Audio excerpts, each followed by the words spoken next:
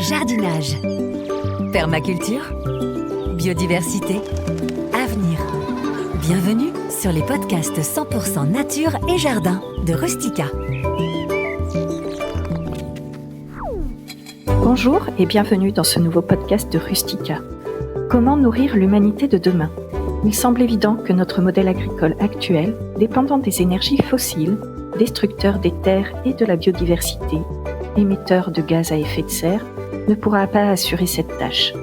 La ferme du Bec-et-Loing en Normandie, initiée par Perrine et Charles-Hervé Gruyer, expérimente une nouvelle forme d'agriculture en rupture profonde avec les modèles actuels. L'écoculture, qui se fonde sur l'imitation des écosystèmes naturels. Éducateur de formation, Charles-Hervé Gruyer a d'abord sillonné le globe à bord du voilier-école Fleur de l'Empole pendant 22 ans. Il est l'auteur de nombreux documentaires et livres sur la nature. Dans ce podcast Rustica, il vous explique tout sur les enjeux alimentaires de l'humanité dans le monde de demain.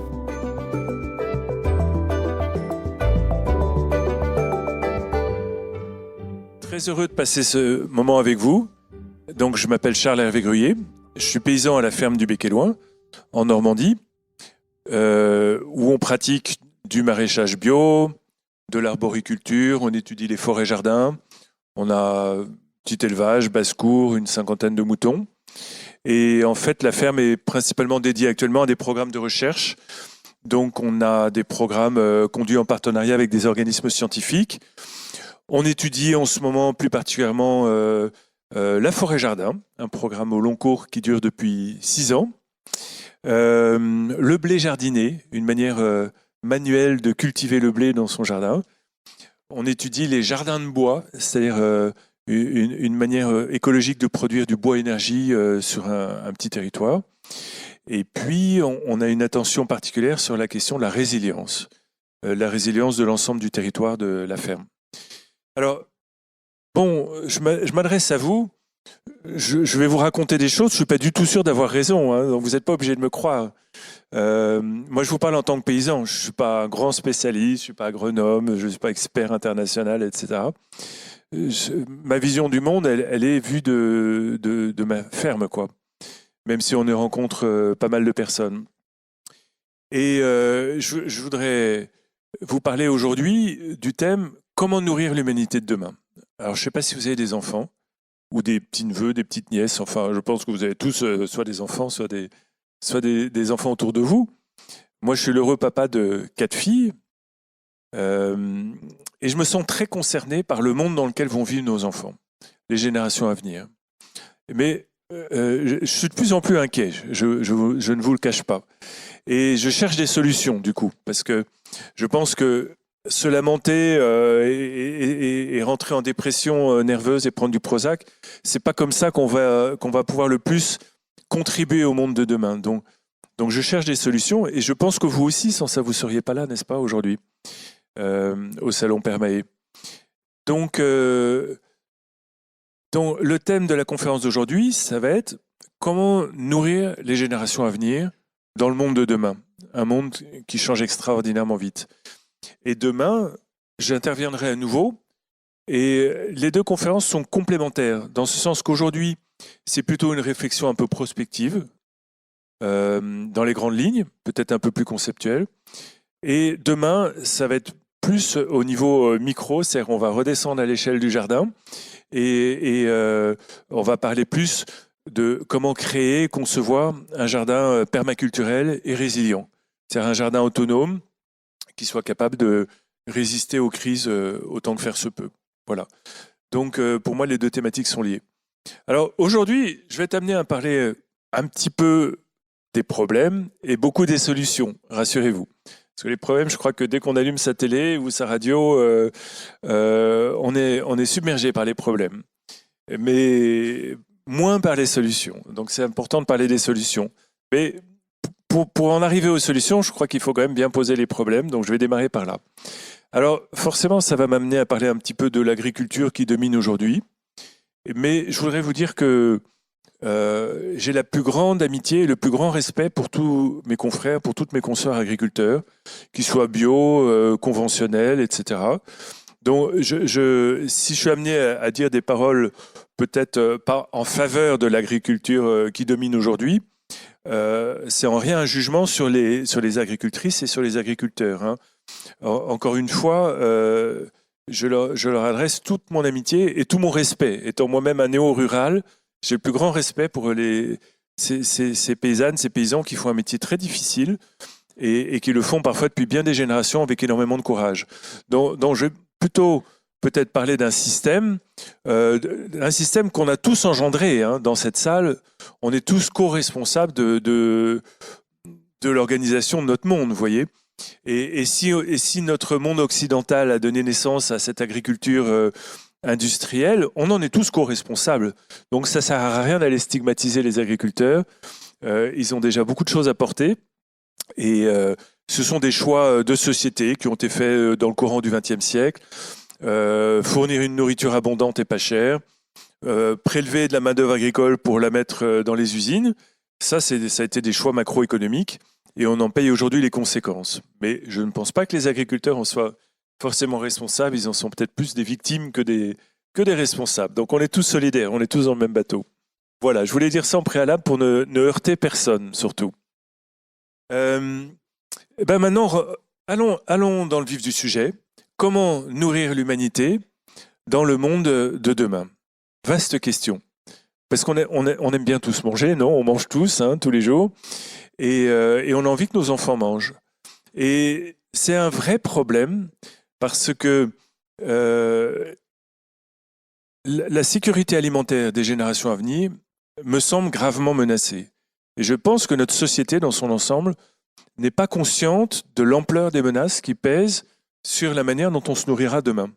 Je vois qu'il y a un certain nombre de cheveux blancs comme moi dans la salle, il y a aussi quelques jeunes, et on se doit de penser aujourd'hui à ce qu'ils mangeront demain. Parce qu'un monde de pénurie, un monde de famine, risque fort de devenir un monde violent. Et tous ceux qui ont des enfants parmi nous, ou des petits-enfants, n'ont aucune envie qu'ils passent toute leur existence, et probablement sur plusieurs générations, dans un monde de pénurie, de violence, d'insécurité. Je vais vous raconter une petite anecdote. À la ferme du Bec et Loing, on organise des formations depuis 2008, je crois. On a eu la joie d'accueillir plus de 5000 personnes en formation, ce qui n'est pas rien, de tous horizons, de tous pays, de tous âges. Et j'ai été très frappé parce que vers 2013-2014, pendant 2 années de suite, étaient venus se former au potager permaculturel, devinez qui? Des experts de l'OTAN. On va me dire, tiens, qu'est-ce qu'ils venaient faire dans une petite ferme bio? Et ils étaient venus sans se concerter et on en a accueilli 3 quand même, dont un qui rentrait de plusieurs années à l'état-major à Washington. Alors pourquoi est-ce que des experts de l'OTAN, il y a déjà 8 ans ou 9 ans, venaient se former à cultiver leur potager? Alors tout en jardinant ensemble, côte à côte, je disais, mais qu'est-ce que tu viens faire ici, toi? Il me disait, écoute, moi, mon métier à l'OTAN, c'est de préparer les armes de demain. Alors 2020, c'est déjà fait, hein, elles sont déjà prêtes, etc. Mais notre job, c'est d'identifier les risques à l'horizon 2025 pour préparer les armes et les ripostes pour contenir les risques à l'horizon 2025. Ah bon? Et c'est quoi? Qu'est-ce que tu identifies comme risque à l'horizon 2025? Alors les 3 nous ont répondu pareil. Ils nous disaient, les risques qu'on identifie à l'horizon 2025, c'est des grosses tensions autour de l'alimentation et de l'énergie. Et on les voit partir de ce qu'on appelle l'arc de crise, c'est les anciennes républiques soviétiques, le Moyen-Orient et les pays du Maghreb. Bon, on est en 2022, et je pense qu'ils n'avaient pas tort, hein. On est en plein dedans là en ce moment. Tensions autour de l'énergie et de l'alimentation liées à la guerre. Vous connaissez tout ça aussi bien que moi.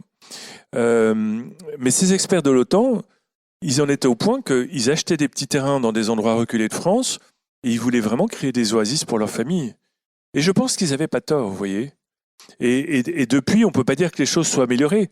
On y est à la crise, là. On est en train de rentrer dedans, vous voyez. Et ça fait un petit peu froid dans le dos, ce système mondialisé dans lequel on est. Nous, évidemment, dans le monde de la permaculture, on est extrêmement sensible à la question de l'énergie. Parce que l'énergie, c'est l'un des meilleurs indicateurs qu'on ait de notre impact sur la planète. Plus on consomme de l'énergie, plus on bousille la planète. Et il y a un lien totalement évident entre l'énergie et l'agriculture, tout au moins dans notre agriculture occidentale.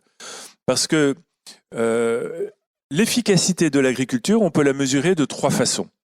On peut dire, il y a le rendement par travailleur. OK. Combien une unité de travailleur humain, comme on dit dans notre jargon dans l'agriculture, combien une personne, un travailleur ou une travailleuse à temps plein, va produire de nourriture. Alors là, l'agriculture industrielle, elle est super forte. Parce qu'avec un gros tracteur de 100 ou 150 chevaux, tu peux produire une nourriture de dingue, quoi. Et il faut reconnaître à l'actif de l'agriculture industrielle moderne, c'est qu'elle a quand même sensiblement accru le nombre de calories alimentaires disponibles par tête de pipe sur cette planète. C'est-à-dire que quand on regarde la courbe de production agricole, elle a monté tout au long du XXe siècle. On peut reconnaître ça. Donc, jamais un travailleur agricole avec des grosses machines n'a pu produire autant de quintaux de blé, etc. OK. Maintenant, il y a une deuxième manière, c'est l'efficacité énergétique. Alors là, c'est une méthode de modélisation de l'efficacité d'un système agricole qui est beaucoup moins connue. Et là, on peut dire que l'agriculture industrielle, elle est, excusez-moi, encore une fois, je ne veux choquer personne, elle est nulle. Parce que vous prenez par exemple, il y a eu des études de fait en Chine en 1930. Un paysan chinois en Chine en 1930, il investissait 1 calorie, il en récoltait 40.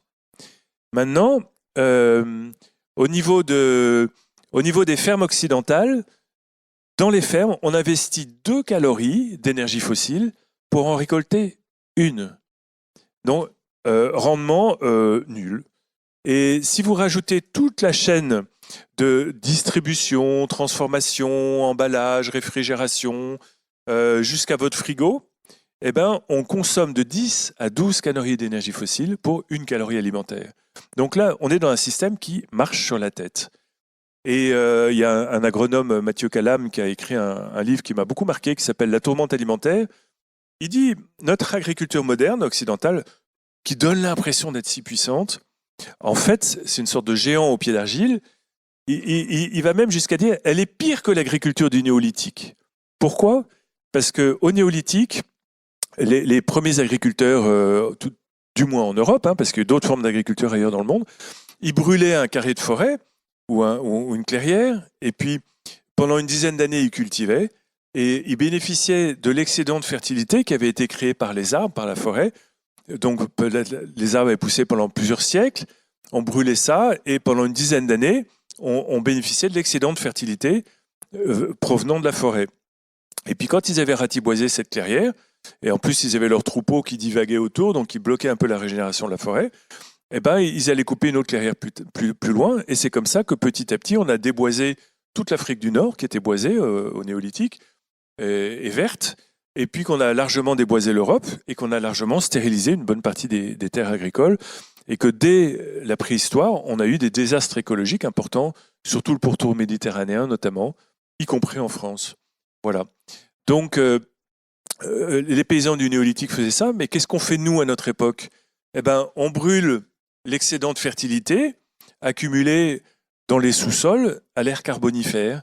C'est-à-dire qu'on déstocke des réserves de pétrole, de gaz, inimaginable que la nature a mis des dizaines de millions d'années à stocker dans le sous-sol.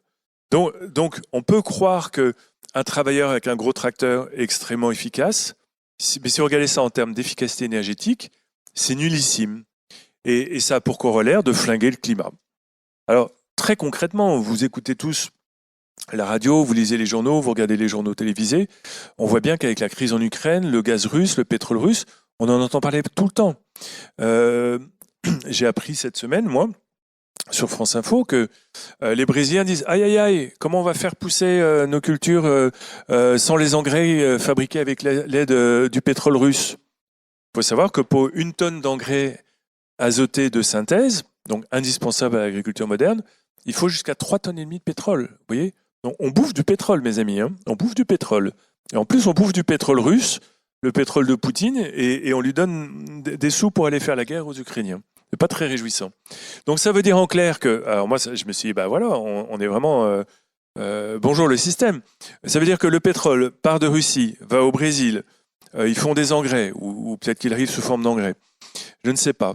Les Brésiliens brûlent et détruisent la forêt amazonienne pour faire du soja OGM, dégueulasse, qui retraverse l'Atlantique dans l'autre sens pour venir nourrir notre bétail et arriver dans nos boucheries.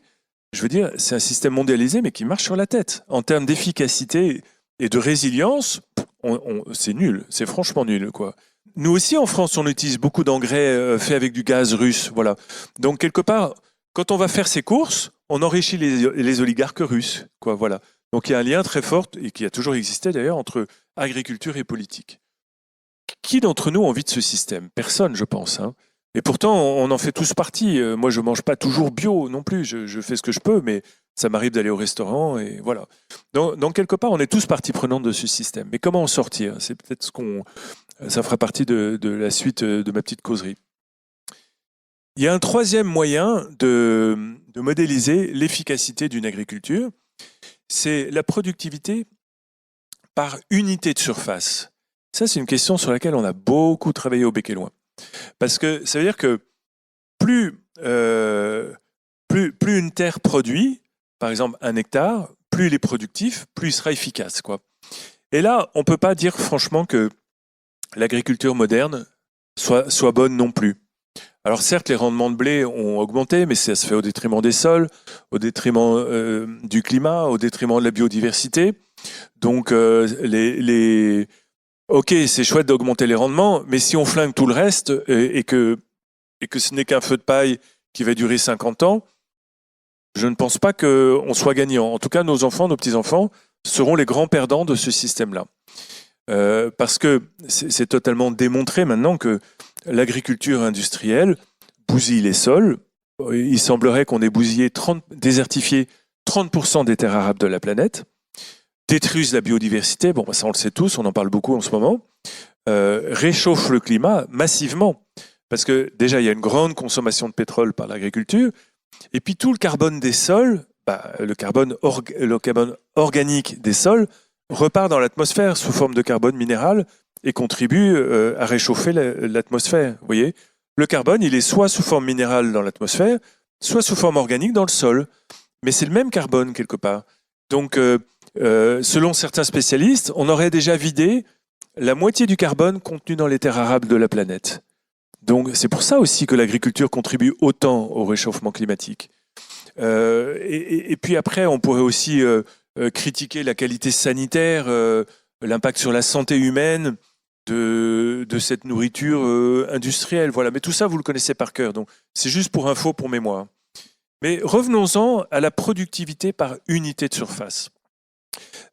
Pour gagner en efficacité, une ferme contemporaine, au bout d'un moment, avec un tracteur, avec les semences, avec les engrais, on peut atteindre, avec beaucoup d'efforts, une centaine de quintaux de blé, par exemple, à l'hectare.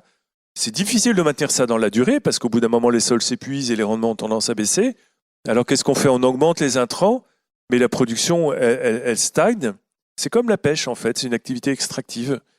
Les stocks de poissons sont limités, donc pour produire la même quantité de poissons, on augmente l'effort de pêche, des bateaux plus gros, des engins plus performants, on va pêcher plus profond.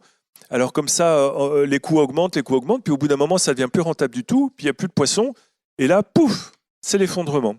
Et donc, on voit l'effondrement de certaines zones de pêche, et puis l'effondrement de nombre de zones agricoles. Il ne faut pas oublier que les civilisations les plus brillantes du monde, si on regarde le cours de l'histoire et la préhistoire, se sont toujours construits sur les terres les plus fertiles et se sont effondrés le jour où elles ont désertifié leurs terres. Voilà. Et c'est ce qui nous pend au nez. Bon, je vais finir par arriver à ma production par unité de surface. La production par unité de surface, je vous disais qu'on avait beaucoup travaillé là-dessus au Bec et Loin, parce qu'on aspirait, quand on a créé cette ferme avec mon épouse Perrine, on aspirait à faire une agriculture sans pétrole. Alors pendant des années, on se disait, mais c'est très difficile quand même. C'est très difficile parce que faire tout à la main, c'est bien joli, mais ça coûte très cher. Et puis, le monde actuel ne favorise pas un système gourmand en main-d'œuvre. Puis un jour, on a décidé de faire une sorte de switch mental, mais souvent c'est nos systèmes imaginaires, c'est les représentations du monde qu'on a dans notre inconscient qui sont les plus dures à changer. Donc on a décidé de faire une sorte de switch mental et de se dire, mais au lieu de prendre la main humaine comme une sorte de boulet économique, bah zut, faisons-en un atout. Qu'est-ce que la main humaine peut faire que la machine ne peut pas faire? Bah, plein de choses en fait. Et après, on s'est engouffré sur cette voie et on l'explore depuis une quinzaine d'années. Ben, que peut faire la main humaine? Prendre un soin extrême du sol. Ben oui, parce que la machine, elle n'est pas bonne pour le sol. Donc, prendre un soin extrême du sol, le sol, c'est quand même la fondation sur laquelle se construit notre civilisation, n'est-ce pas? S'il n'y a plus de sol vivant, on est mort, quoi. Prendre un soin extrême du sol. Devenir pote avec les vers de terre, les bactéries, les mycorhizes, etc. C'est vachement important.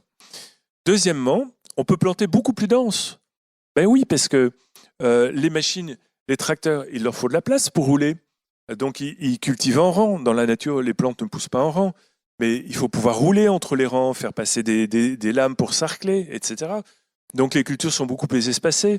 Et entre les rangées de cultures, ben, on a de la terre à nu qui est lessivée, grillée par le soleil. Donc, ce n'est pas bon pour le sol et ce n'est pas terrible pour les rendements. Donc, nous, à partir du moment où on a adopté ce système de butte de culture permanente, qui est bien connu des permaculteurs et des permacultrices, on a vu nos rendements monter, quoi. Donc, une intensification dans l'espace et aussi une intensification autorisée par le fait qu'on a pu commencer à pratiquer des associations de culture. Les associations de culture, c'est génial. Dans la nature, il n'y a pas de monoculture, n'est-ce pas? Les monocultures sont vite malades. C'est des plateaux repas pour les ravageurs. Donc, à partir du moment où vous travaillez à la main, vous pouvez faire ce que la machine ne peut pas faire, c'est-à-dire prendre soin de 2 ou 3 cultures simultanément, n'est-ce pas? Et du coup, vous augmentez aussi vos rendements.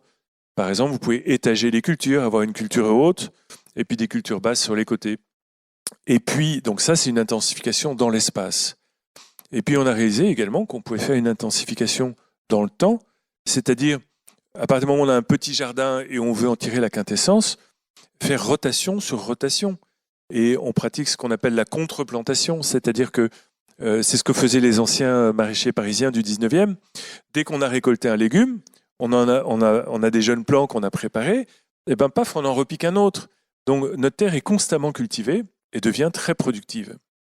Mais jusqu'à quel point elle peut être productive? On a conduit au Bec et Loing un programme de recherche avec l'INRAE et AgroParisTech de 2011 à 2015. Et contre toute attente, on produisait, en 2014, on avait produit 54 500 € de légumes réellement commercialisés sur 1000 m² cultivés. Et pour vous donner un point de repère, le rendement moyen du maraîchage bio motorisé en France, c'est de l'ordre de 30 000 € l'hectare. Vous voyez ? Donc on passe de 30 000 € l'hectare avec un tracteur, et en faisant tout à la main avec des outils manuels et efficaces, parce qu'il y a une grande efficacité dans les outils manuels, il ne faut pas croire, eh ben, on arrivait à produire, je dirais, à peu près 10 fois plus, quoi, vous voyez ? Ce qui déjà est réjouissant, parce que ça veut dire qu'avec un jardin moins grand, tu peux produire autant, mais avec beaucoup moins de frais d'investissement et moins de frais de fonctionnement. Et ça, c'est un premier aspect réjouissant. Et le deuxième qui va avec, mais j'y reviendrai plus demain, c'est que si tu produis autant sur un dixième d'hectare que sur un hectare, tu libères les 9 dixièmes d'hectare restants pour planter des arbres partout, élever des animaux, creuser des mares, des haies, planter des forêts-jardins, avoir des toilettes sèches, pourquoi pas un éco-habitat, etc. Donc, du coup, ça n'a juste plus rien à voir. On rentre dans un autre monde, on rentre dans une autre dimension. Donc, on peut dire que, en termes d'efficacité énergétique, ce système-là, qu'on peut qualifier de bio-intensif, d'agriculture permaculturelle, moi j'aime bien parler d'éco-culture, il est très efficace d'un point de vue énergétique, parce qu'on fait tout avec nos petites mains, et il est très très très efficace, extraordinairement efficace, en termes de productivité par unité de surface. Donc ça veut dire que plus tu soignes, plus tu produis. Voilà. Donc déjà ça c'est une bonne nouvelle. Et ensuite on a conduit toute une série d'autres programmes de recherche scientifique avec différents organismes, une bonne dizaine, et on en a toujours au moins 5 programmes de recherche en cours à la ferme, qui ont montré qu'on était parti de sols très peu fertiles, que dans le même temps, la fertilité des sols explosait. Et on a toutes les études depuis, on a pris le statut d'agriculteur en 2006, on a eu plein d'études, y compris par des moyens très sophistiqués. Le taux de carbone organique augmente jusqu'à plus 10% par an. Et nos sols, qui étaient très pauvres en minéraux, sont devenus blindés de minéraux biodisponibles. Ça veut dire que tu n'es pas condamné, écoutez-moi bien, hein, j'espère que je n'avance pas trop lentement à votre goût, mais écoutez-moi bien, mais ça c'est vachement important. On n'est pas condamné à détruire pour subvenir aux besoins des humains. On peut subvenir aux besoins des humains tout en régénérant la planète à notre petit niveau. Parce que cette terre qui se révèle au moins 10 fois plus productive par unité de surface, dans le même temps, sa fertilité explose. Et notre terre, en l'espace de 6 ou 7 ans, est devenue blindée de minéraux biodisponibles pour les végétaux. Ça, c'est juste incroyable. Alors même qu'on n'a quasiment jamais utilisé d'engrais minéraux et que des engrais bio. Et alors, l'impact sur la biodiversité, extraordinaire, parce qu'on est rentré dans un milieu complexe, vous voyez, à partir du moment où les jardins cultivés n'occupent qu'une fraction de l'espace, sont très peu perturbés, et on a des milliers d'arbres fruitiers partout, des dizaines de mares, de haies, des corridors de biodiversité, etc. Donc, c'est une agriculture qui est bonne pour les humains. En plus, on a travaillé pour beaucoup de chefs étoilés ou beaucoup de chefs, et tous nos clients, on nous disait, mais il y a une qualité gustative exceptionnelle dans ces légumes qui ont poussé de manière très naturelle, vous voyez. Donc, c'est meilleur au goût, c'est meilleur pour la santé, bien sûr. On n'a pas besoin de pétrole, on n'a pas besoin du gaz de Poutine qui sauvegarde. Et c'est bon pour le climat, puisqu'on stocke beaucoup de carbone, à la fois dans les sols et dans les arbres qui sont omniprésents dans ce système. C'est bon pour la biodiversité, c'est beau. Que demande le peuple? On est gagnant sur toute la ligne, non? Voilà. Alors, je pense vraiment que c'est pas l'agriculture industrielle, je reviens maintenant à l'agriculture industrielle, c'est pas elle qui va nourrir les générations à venir. Pour une raison très simple, pour plusieurs raisons, mais on peut en étudier 2. Sa dépendance aux énergies fossiles. Parce qu'on sait très bien que si on veut stabiliser le climat mondial, on est très mal barré pour stabiliser le climat. Hein. Je pense que vous avez tous entendu parler du dernier rapport du GIEC. C'est catastrophique, quoi. C'est catastrophique, quoi. Alors, c'est passé un peu inaperçu parce qu'il est sorti juste après l'invasion de l'Ukraine. Mais tous les rapports du GIEC, les uns après les autres, sont tous plus alarmistes, quoi. Et la France en premier, on ne tient pas du tout, on ne respecte pas du tout les engagements de l'accord de Paris. Et il y a une évidence dont il faut qu'on soit tous persuadés et qui devrait nous révolter, vous voyez, c'est que si on continue à utiliser autant de pétrole, on flingue la planète pour des générations, des siècles. Est-ce qu'on peut faire ça à nos enfants? Qui a envie de ça pour ses gosses? Personne, vous voyez. Et pourtant, on y contribue tous parce qu'on ne change pas nos modes de vie.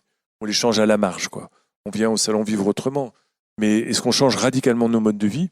Moi, le premier, c'est pas évident, vous voyez. Et pourtant, c'est des questions qu'on se doit de se poser. Sans ça, on ne pourra pas regarder nos petits-enfants en face, vous voyez, les yeux dans les yeux. Alors, la dépendance au pétrole de l'agriculture industrielle la condamne. Il y a 2 grandes options. Là, je m'appuie sur les travaux de notre ami Gauthier Chapelle, notamment, et Pablo Servigne. Soit on continue, grosso modo, business as usual, on continue à utiliser autant de pétrole, tout en essayant de faire des petits efforts à la marge, un peu plus de voitures électriques, un peu plus d'éoliennes, un peu plus de panneaux solaires, un peu plus de transport en commun. Mais l'impact, il est petit, vous voyez, très honnêtement, il est petit. Et à ce moment-là, quelque part entre 2050 et 2100, on va se prendre, excusez-moi, un putain de mur dans la tronche, ça va être terrible. On ne va pas du tout stabiliser l'envolée des températures et on va peut-être provoquer un effondrement massif de la biosphère et peut-être une disparition de l'humanité. Peut-être pas tous, mais en tout cas, il est possible qu'on passe de 9, 11 milliards d'êtres humains à, je ne sais pas, et je préfère pas savoir à la limite. Donc, c'est quoi l'alternative? Ça serait de se passer de pétrole maintenant, vous voyez? Ça veut dire que dès aujourd'hui, il faudrait se passer de pétrole. Et là, on aurait un espoir de stabiliser le climat mondial. Mais c'est ultra dur, parce que ça veut dire que c'est tout notre système qui s'effondre. On bouffe du pétrole, on est dépendant du pétrole pour tout. Ma gourde, elle est bien mignonne, mais il y a du pétrole là-dedans, il y a du pétrole dans mon téléphone, dans ce micro, partout, vous voyez. C'est qu'il faudrait changer de mode de vie, il faudrait changer de civilisation rapidement et radicalement. Et ça, c'est vraiment l'ADN de la permaculture, n'est-ce pas? C'est pour ça qu'on est là aussi. Et alors, moi, je vais rester centré sur la question de l'agriculture, mais c'est l'ensemble de notre mode de vie qu'il faudrait revoir. Donc, l'agriculture industrielle, vu sa dépendance au pétrole, elle est condamnée. Et qu'on dépend tellement d'elle aujourd'hui que si un jour elle s'effondre massivement, il y aura la queue devant les supermarchés, voire pire. Je vous laisse imaginer ce qui peut se passer. Une ville comme Paris, hein, les élus de Paris avec qui on a un petit peu travaillé sur la question de l'agriculture urbaine dans Paris, ils nous disaient on a 3 jours de vivre intramuros, vous voyez. On a un système qui est ultra vulnérable. On est tellement déconnecté de la Terre. Et maintenant, je voudrais vous parler un petit peu du climat, du lien entre agriculture et climat. Pour produire, on a besoin d'un climat quand même relativement stable. Et moi, je vous avoue que cette question du climat, je m'y intéresse, je ne suis pas spécialiste. On a accueilli des spécialistes comme Jean-Marc Jancovici ou d'autres à la ferme, mais je n'ai pas lu des pavés sur la question. Mais en tant qu'agriculteur, je suis terrorisé par la vitesse avec laquelle le climat change. Alors, je vais vous raconter. 2019, moi, ma grande claque pour le climat, c'est 2019. Hiver très doux, comme cette année. Gel tardif, on perd tous nos fruits et tous nos petits fruits en avril-mai.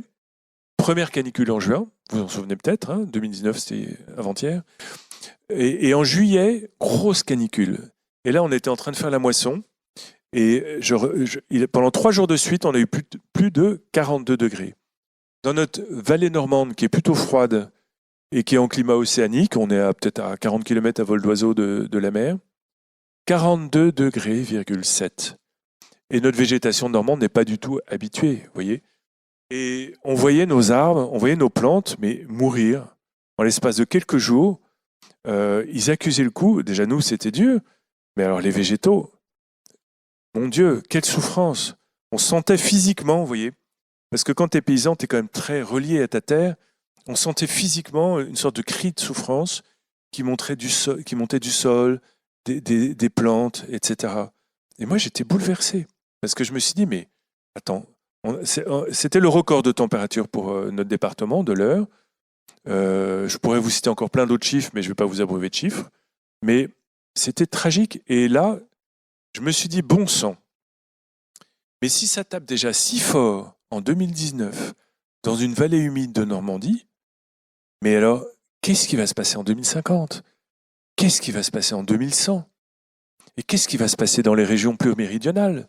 Dans les pays du Sud, c'est pas possible, vous voyez, ça va être terrible. Et j'ai vraiment réalisé qu'en fait, ce sont ces extrêmes climatiques. Il suffit d'un jour ou 2 ou 3 d'extrêmes climatiques pour te flinguer une récolte. Parce que là, on a grosso modo perdu une bonne partie de nos légumes. Et après, début septembre, alors que d'habitude le gel n'arrive que fin octobre ou début novembre dans notre vallée, premier petit coup de gel. Toutes les courges, les courgettes en extérieur font la tronche, etc. Un petit gel à -2, mais début septembre. Alors ça veut dire quoi ? On a du gel jusqu'à mai et ça recommence en septembre. On a quoi ? On a 4-5 mois sans gel en Normandie. Marche sur la tête. Et 2 canicules entre deux. Alors 2020, c'était plutôt une bonne année pour les fruits, etc.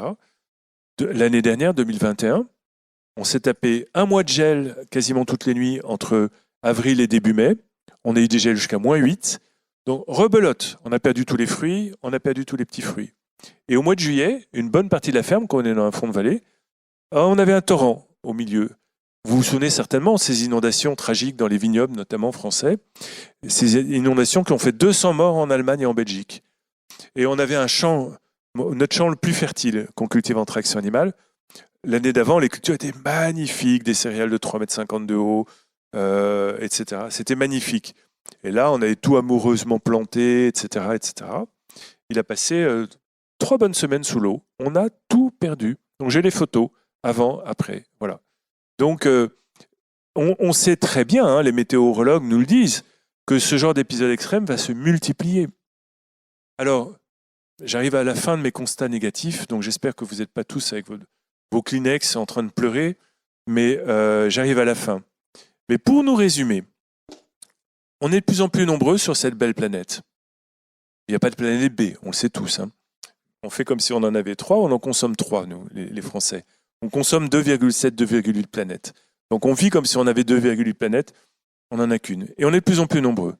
Donc 10, 11 milliards d'habitants à l'horizon 2050. On a de moins en moins d'énergie fossile, de moins en moins de terres arables, de moins en moins d'eau. Les mines de phosphate seront épuisées dans les 50 à 100 ans à venir. Pas dit qu'on ait encore les énergies pour les extraire, les trimballer tout autour du monde. On a de moins en moins de biodiversité et on a un climat de plus en plus aléatoire. Comment on fait ? Comment ils vont faire, nos gosses ? Franchement, ça fait froid dans le dos. Hein.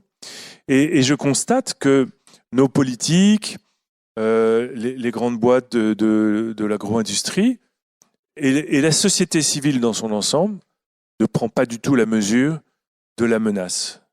Franchement, on est tellement déconnectés, on est tellement habitués à vivre dans un environnement artificialisé, à avoir des supermarchés toujours pleins, qu'on ne mesure pas à quel point ça va être chaud demain, quoi. Voilà. Alors, c'est quoi la solution ? Je ne la détiens pas. Hein. Et je ne pense pas qu'il y ait une solution. Je pense que c'est un ensemble de solutions qui nous permettra d'accompagner cette descente énergétique. Personnellement, je suis persuadé qu'il va y avoir un effondrement. Je ne sais pas ni quand, ni sous quelle forme, mais on ne peut pas passer de 2 planètes 7 à une seule planète dont la biocapacité s'érode et se réduit. Ça veut dire quoi ? Ça veut dire qu'il y a de moins en moins de forêts, de moins en moins de terres, de moins en moins d'eau, de moins en moins de biodiversité, etc. Donc la biocapacité de la planète est dégradée d'année en année et en même temps, on consomme toujours plus. Donc au bout d'un moment, c'est juste plus possible. Ça veut dire qu'on va vers un effondrement. Alors, et pour moi, c'est une certitude. Il faudrait réinventer dès aujourd'hui, massivement sur toute la planète, un art de vivre très différent pour arriver à inverser les courbes, vous voyez.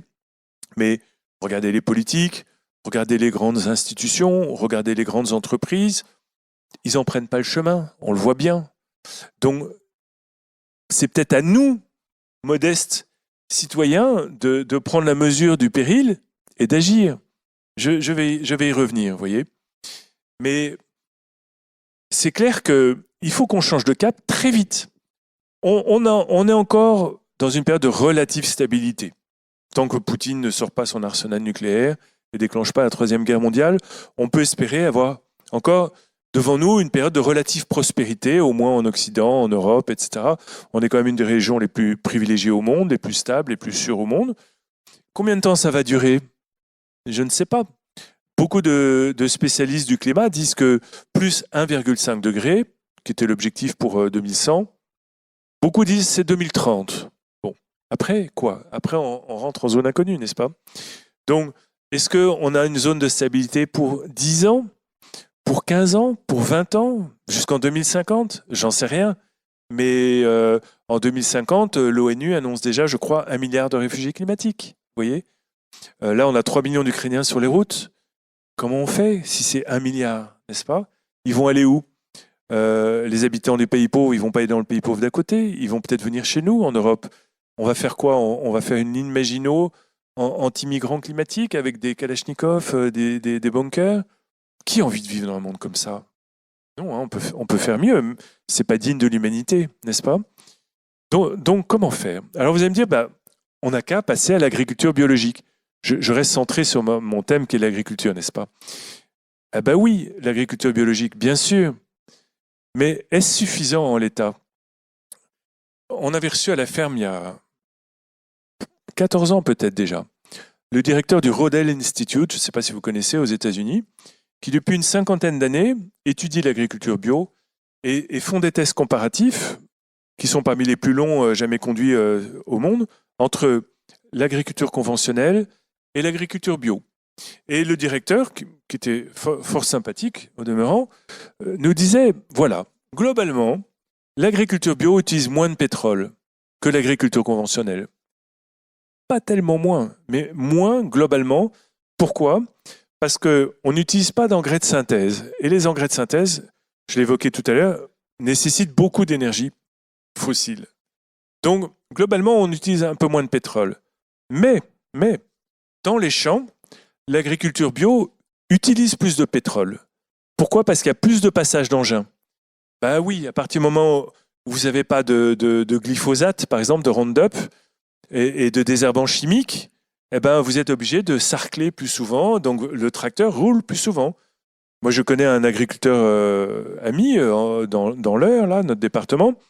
Il m'a dit, quand je me suis converti du conventionnel au bio, il m'a dit, d'une part, j'ai perdu tous mes amis, tous ses amis agriculteurs conventionnels, mais il m'a dit, je suis beaucoup plus souvent sur mon tracteur. Est-ce vraiment une solution pour dans 25 ou 50 ou 100 ans ? Je ne pense pas. Hein. Parce que souvent, l'agriculture bio, c'est quand même des grands champs, des monocultures et beaucoup d'engins. Il y a une étude, il y a 7 ou 8 ans déjà, sur les maraîchers bio d'Île-de-France qui produisent pour les AMAP. Eh bien, ils avaient jusqu'à, tenez-vous bien, vous êtes assis, jusqu'à 6 tracteurs par personne. 6 tracteurs par personne. Ça ne coûte pas très cher un tracteur sur eBay hein, ou Le Bon Coin. Pour éviter de dételer les machines qu'on attelle au tracteur, ils les laissaient atteler, ils avaient jusqu'à 6 tracteurs. Donc l'agriculture bio, oui, c'est un progrès parce qu'il n'y a plus les produits chimiques. Mais est-ce suffisant ? Je ne crois pas. Voilà. On doit pouvoir faire mieux. Alors quoi ? Alors, après, il y a eu l'agroécologie.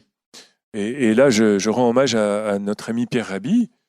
Il y a un stand de terre humanisme ici qui a beaucoup œuvré pour développer l'agroécologie. Et l'agroécologie, c'est quand même vraiment une belle approche parce qu'elle donne une place à la nature, une place à l'humain.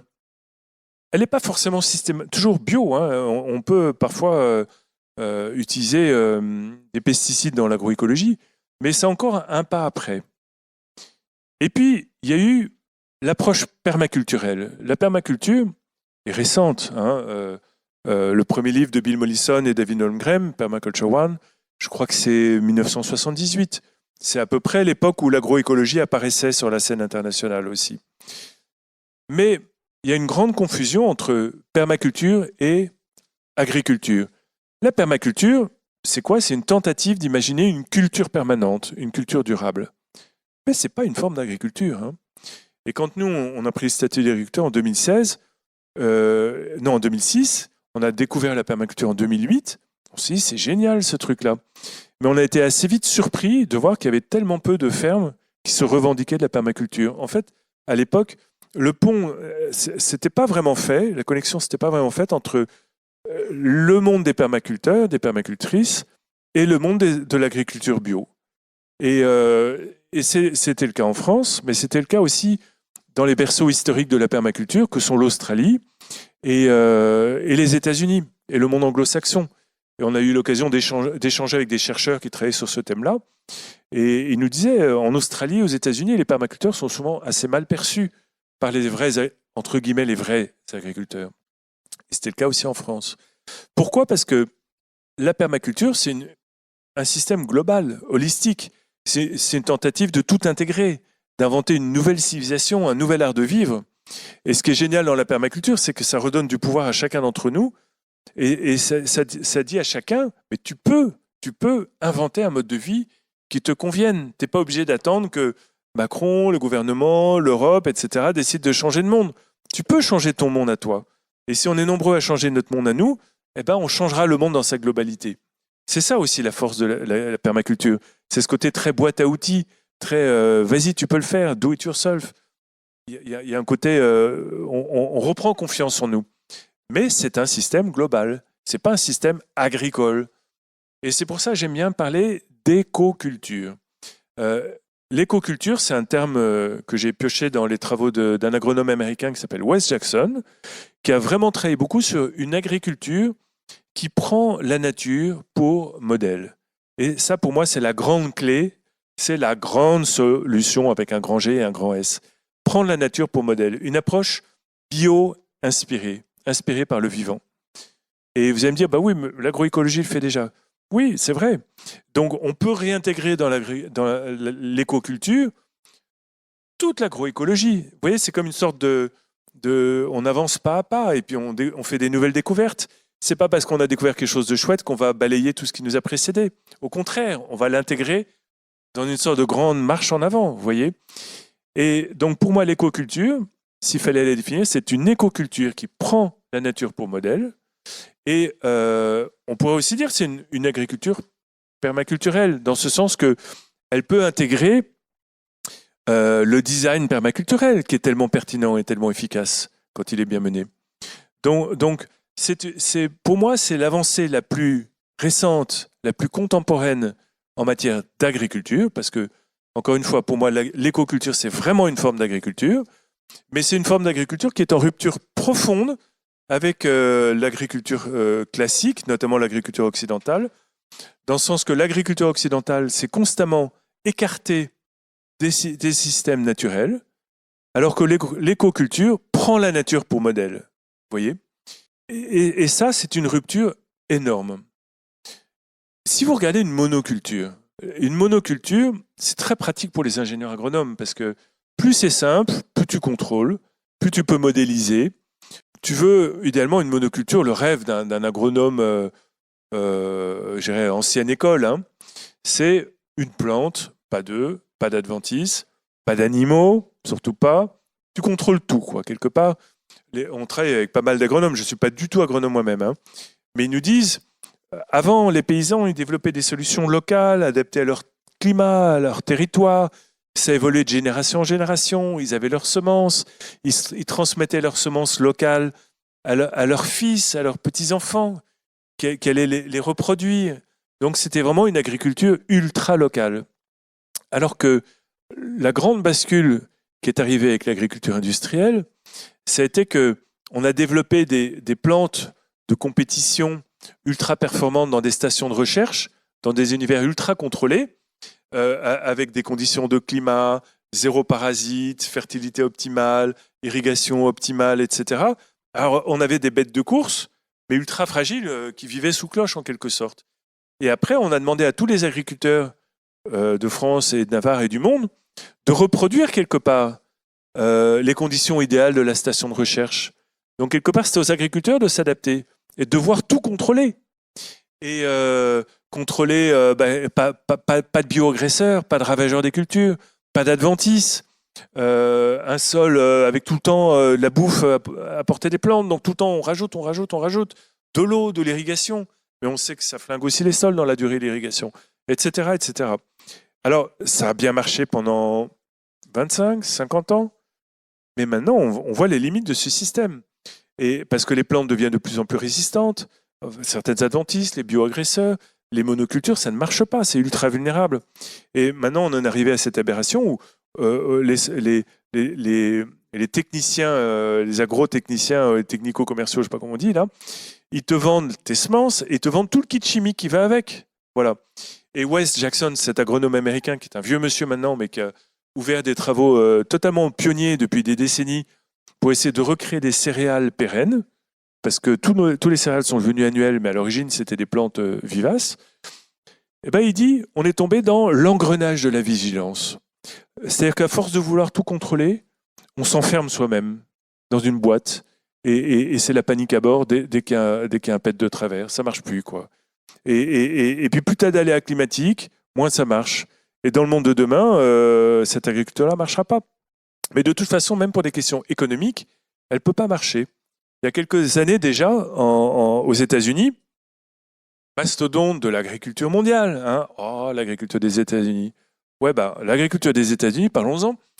Et déjà, il y a quelques années, pour produire $4 de production agricole, il fallait qu'ils achètent $2,4 d'intrants à base de pétrole. Donc avec un baril à 120, 140 $, et puis peut-être demain 200, qui sait, dollars le baril, ça ne peut pas marcher. Vous voyez, on décrit dans notre livre Permaculture, guérir la terre, nourrir les hommes. J'ai pas pu m'empêcher de faire quelques pages sur l'agriculture des Amish, qui refusent le progrès, le téléphone, Internet, l'électricité, travaillent avec des chevaux de trait, et ils refusent les subventions. Eh bien, figurez-vous que l'agriculture des Amish est plus rentable que l'agriculture nord-américaine dans son ensemble industriel, qui est tout le temps au bord de l'asphyxie, malgré les subventions. Donc, doubler, tripler, quadrupler le prix du baril, tout s'effondre. Et vous bouffez quoi? Il reste quoi? N'est-ce pas? Voilà. Alors, l'écoculture me paraît être vraiment une piste intéressante à explorer. Je dis bien explorer parce que quelque part, elle a été quasiment pas étudiée maintenant. Et alors, nous, on essaie de le faire au bec et loin. Mais ce qui a été très enthousiasmant dans l'aventure qu'on a pu vivre, c'est de voir que dès les premiers pas, les résultats étaient extraordinairement encourageants. Extraordinairement encourageants. Et très vite, alors même que ni Perrine ni moi n'avions de formation agricole. Et pourquoi ça a été si vite? Bon, franchement, je me suis posé la question. Et je pense que ça a été si vite grâce à un faisceau de raisons, et chacun peut s'en emparer. Il n'y a pas une personne dans cette salle qui ne puisse pas le mettre en œuvre. D'abord, on a cherché à identifier les meilleures pratiques d'agriculture naturelle. Et on a cherché des solutions dans l'agriculture pré-industrielle. Parce que comme quelque part, on aspirait à inventer une agriculture post-pétrole, on s'est tout naturellement dit comment ils faisaient avant d'avoir du pétrole. Alors, n'en déduisez pas pour autant que ce qu'on fait, c'est un retour au passé. Mais le passé est riche de beaucoup d'enseignements.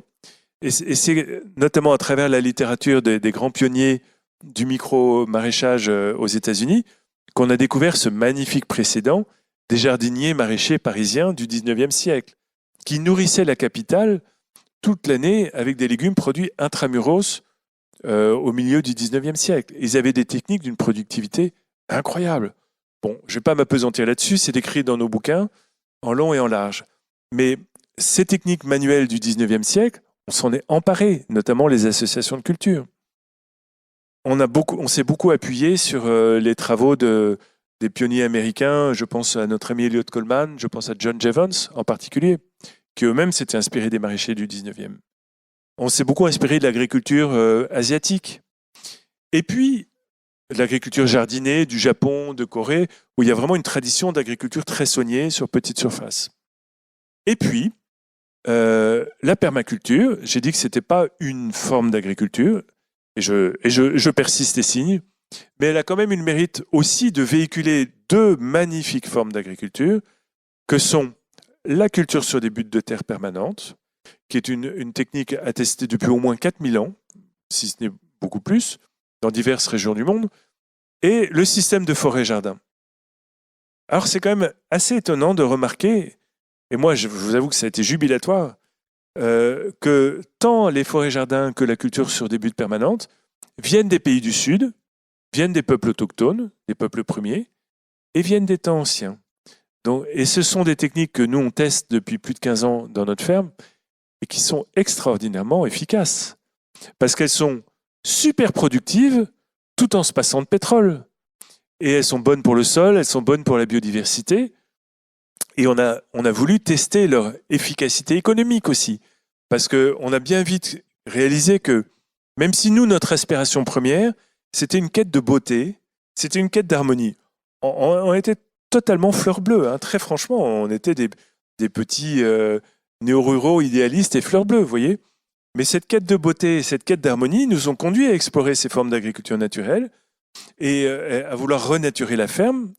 Et quelque part, comme la nature est suprêmement productive, elle nous a fait le cadeau de la productivité, tout simplement. Et alors, assez vite, nous-mêmes, on n'avait aucun point de repère technico-économique. On avançait dans le brouillard le plus total. Et on était tout le temps au bord de la faillite, on travaillait comme des tarés. Ça n'a pas changé. Mais on n'avait pas de point de repère, vous voyez. D'où la rencontre avec les scientifiques s'est faite assez vite. Et d'où l'idée de mener des programmes ensemble pour essayer de mieux comprendre et décrire cette écoculture naissante, balbutiante. Et l'étude que j'ai citée tout à l'heure sur la performance économique du maraîchage permaculturel, bio-intensif, c'était, paradoxalement, on s'en est aperçu bien des années après, l'étude la plus approfondie jamais menée sur le maraîchage bio en France. Alors que elle portait sur une forme de maraîchage à peine émergente, vous voyez. Et pourtant, à peine émergente, elle s'est révélée tellement efficace. Parce qu'on s'appuyait sur des pratiques très éprouvées et très efficaces qui venaient des temps anciens, qui venaient d'autres continents. Et nous, occidentaux, on est des gros prétentieux, on a toujours prétendu exporter nos idées, nos spiritualités, nos technologies au reste du monde. Mais il ne nous est jamais trop venu à l'idée d'aller s'inspirer du reste du monde. Et surtout pas de ces peuples plus ou moins bronzés, plus ou moins analphabètes, plus ou moins sauvages qui peuplaient l'Afrique, les Amériques, l'Asie, etc. Oui, leur apporter notre science, d'accord, mais se laisser enseigner par eux, ça va pas la tête, vous voyez. Et pourtant, les forêts-jardins, les buts de culture sont extraordinairement efficaces. Et donc, on a mené ce programme sur les buts de culture qui a montré l'efficacité, je vous ai cité les chiffres tout à l'heure, et on a depuis 6 ans un programme sur la mini-forêt-jardin. J'ai écrit un livre sur ce thème qui paraît fin avril dans cette jeune collection qu'on vient de créer chez Ulmer qui s'appelle Résilience, qui s'appelle Créer une mini-forêt-jardin. Les chiffres sont stupéfiants. On a tout modélisé depuis sa création il y a 6 ans, et la rentabilité par heure de travail en fait une des formes d'agriculture les plus efficaces. Et elle n'a pas besoin de pétrole, elle n'a pas besoin d'engrais, elle n'a pas besoin d'irrigation, elle offre un abri pour la biodiversité, c'est un puits de carbone, et en plus ça produit plein de bonnes choses, et en plus c'est efficace d'un point de vue économique. Parce que vous allez me dire pourquoi il ramène les euros là-dedans, le Charles, là. Parce que si vous voulez vivre de votre métier et pas de vos rentes ou de la charité publique, il faut que ça soit un peu efficace quand même, n'est-ce pas? Parce que sans ça, ça ne durera pas longtemps et vous n'aurez pas rendu service à la communauté si vous mettez la clé sur la porte et vous déposez le bilan au bout de 3 ou 5 ans, n'est-ce pas? Il faut qu'il y ait une efficacité économique. On a tous besoin d'un peu de thunes pour faire vivre nos gosses, quoi. Non? Et payer nos impôts et nos charges sociales. Ils ne font pas de cadeaux, les MSA, croyez-moi. Je suis bien placé pour le savoir. Bon, ferme la parenthèse. Donc, on s'est inspiré du passé, mais pas que. On s'est énormément inspiré des sciences du vivant contemporaines. Et là, on vit une époque qui est juste magique. Parce que pour qui veut prendre la nature comme modèle, nos connaissances sur la nature progressent à une vitesse exponentielle. Vous voyez, nos connaissances en biologie doublent tous les 5 ans. C'est une époque bénie pour les permaculteurs, pour les écoculteurs et les écocultrices que nous sommes, n'est-ce pas? Parce que, par exemple, nos connaissances sur le sol, voilà, on a beaucoup travaillé avec Claude et Lydia Bourguignon et maintenant avec leur fils Emmanuel, c'est des gens merveilleux. Ils sont venus à la ferme, Claude et Lydia, plusieurs fois, et on a un super comité scientifique autour de nous qui nous épaule avec un certain nombre de grandes figures de l'agriculture bio. Mais ils nous ont dit, ça nous a fait plaisir, je peux vous le dire, là, notre petit ego a été flatté. Ils nous ont dit, c'est la première fois en 25 ans qu'on voit une ferme où tout ce qu'on préconise est mis en pratique. Oh, merci. Oui, les vers de terre sont contents, les mycorhizes sont contentes, etc. Mais oui, on a des vers de terre qui sourient. Et parce que ces formes d'agriculture-là sont excellentes pour le sol. Et donc, on est très connecté aux sciences du vivant contemporaines. Et ça nous passionne. Pour écrire Vivre avec la terre, je voulais l'amener, puis j'ai oublié là dans ma hâte. Vous savez, c'est ce gros pavé qu'on a publié en 2019 chez Actes Sud. C'était 6 ans de ma vie, ce bouquin-là. 1048 pages, 5 kilos. C'était un travail d'équipe. On a fait pendant pas mal d'années, et j'ai une jeune scientifique très brillante pendant 2 ans, Camille Joyeux, qui m'a épaulé pour écrire ce bouquin. Elle était notamment chargée de la veille scientifique et technique. Dans ce bouquin, vous avez tout ce que je viens de vous raconter, mais il y a des milliers d'informations scientifiques ultra contemporaines, et aucun agriculteur, aucune agricultrice ne peut se permettre de passer des années de sa life dans les publications en anglais, etc. Il y a tout ça dans ce bouquin, en fait, mais mis en forme de manière accessible au grand public, quoi. Et en fait, ce que j'ai constaté chemin faisant, c'est que notre agriculture qui domine aujourd'hui, de monoculture, de labour, de produits chimiques, etc., quelque part, elle reflète les connaissances du... Je me fais détester par les enseignants du monde agricole quand je dis ça. J'espère qu'il n'y en a pas dans la salle, parce que je vais me faire huer, mais... Grosso modo, ça date du milieu du XXe siècle, tout ça, vous voyez. Et c'est encore largement enseigné dans les écoles d'ingénieurs agronomes. Nous, nos stagiaires, on les invite, ceux qui veulent devenir agriculteurs, on les invite à suivre une formation agricole, y compris dans l'enseignement d'État, parce qu'il y a plein de choses très bien. Et alors, il y a des formations remarquables, il y en a qui sont peut-être moins adaptées à nos projets de micro-fermes permaculturelles, mais j'en ai un, il a totalement déprimé dès la première semaine. Le premier jour de son BPRA de maraîchage bio, On lui a dit l'avenir de l'agriculture, c'est la mécanisation. Alors évidemment, il était malheureux, le pauvre gars. Mais voilà. Donc, quelque part, l'ADN de notre démarche, c'est une tentative de prendre le meilleur du passé et dans différentes cultures, prendre le meilleur de notre époque pour chercher des solutions pour demain. Et je crois que quand on fait ça, grâce à Internet notamment, on a accès à des milliers de sources documentaires et on peut avancer très vite parce qu'on s'appuie sur des éléments solides qui ont fait leurs preuves. Et on peut créer une synthèse qui est totalement inédite, qui est totalement en phase avec ce qu'on sait de la planète aujourd'hui et qui répond aux grands impératifs de la planète aujourd'hui et en même temps qui s'appuie sur des techniques éprouvées et qui est efficace. Alors, je fais ma petite séquence autopromotion, vous me pardonnerez, mais on a écrit un premier livre en 2014 qui s'appelle Permaculture, guérir la terre, nourrir les hommes. C'est plutôt pour décrire la démarche globale et je pense qu'il n'est pas du tout dépassé. On a ensuite travaillé 6 ans pour publier Vivre avec la terre, 1048 pages, où là vous avez une somme à la fois conceptuelle et pratique qui est unique, je crois, dans la littérature mondiale actuellement. Et puis on vient de sortir aux éditions Ulmer une petite collection qui s'appelle Résilience. C'est des petits guides pratiques monothématiques qui ont pour but d'aider les lectrices et les lecteurs à changer de vie, mais concrètement. Comment on fait pour diminuer notre empreinte écologique de 3 planètes à une seule planète? C'est super difficile, mais ça peut être super fun aussi, parce que ça nous oblige à inventer une vie qui nous convient. Et ces petits guides, à terme, l'idée, c'est d'avoir 100, 150 titres ou plus, vous voyez, et pas que pour les néo-ruraux, aussi pour les urbains, parce qu'une grande partie de la population habite en ville. Donc, si vous voulez prolonger cet entretien, vous pouvez toujours aller chercher nos livres, où il y a plein de bons livres chez Ulmer, chez Rustica, donc nous avons le directeur ici, et il y a quand même énormément de ressources maintenant qui sont très utiles.